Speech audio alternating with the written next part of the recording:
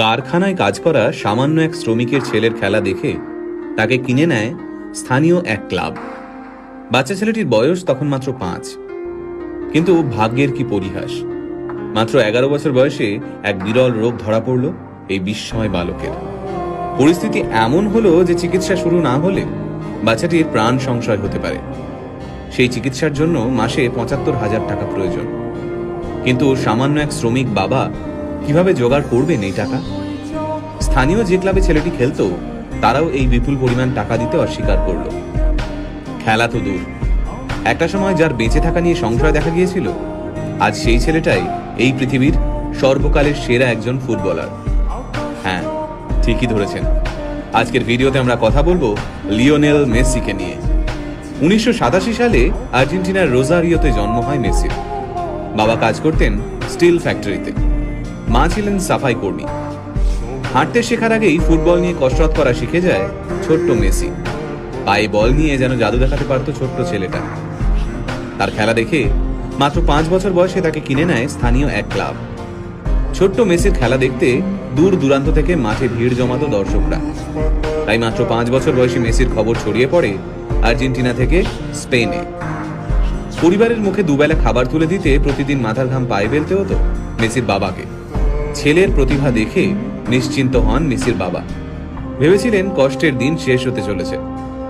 সবকিছুই ঠিকঠাক চলছিল। সবাই জানতো মেসি ইউরোপের বড় কোনো ক্লাবে খেলবেই। তারপর মেসির যখন বয়স মাত্র 11, তখন ধরা পড়ল এক বিরল রোগ, গ্রোথ হরমোন ডেফিসিয়েন্সি। এই রোগের কারণে বাচ্চার বৃদ্ধি কমে যায়, সাথে বেড়ে যায় ওজন।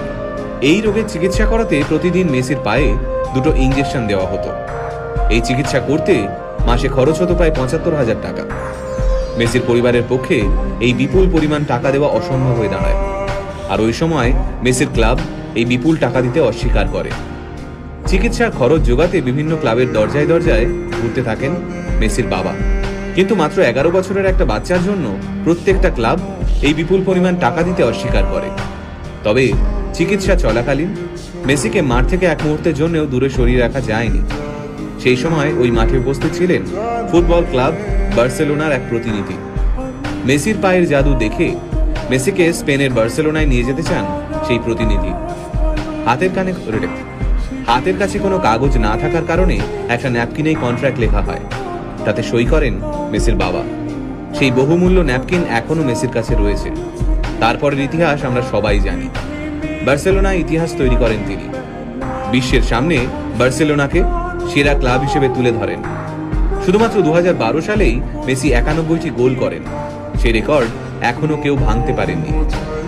আজ প্রায় 5,000 কোটি টাকার মালিক মেসি।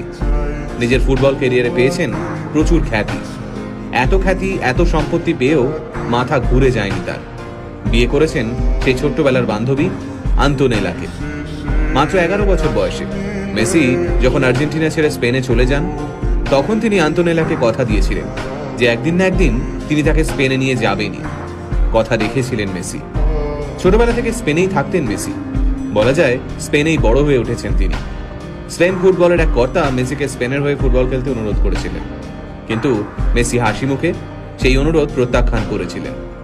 বর্তমানে পৃথিবীতে এমন কোনো ট্রফি নেই যা মেসির নামের পাশে নেই।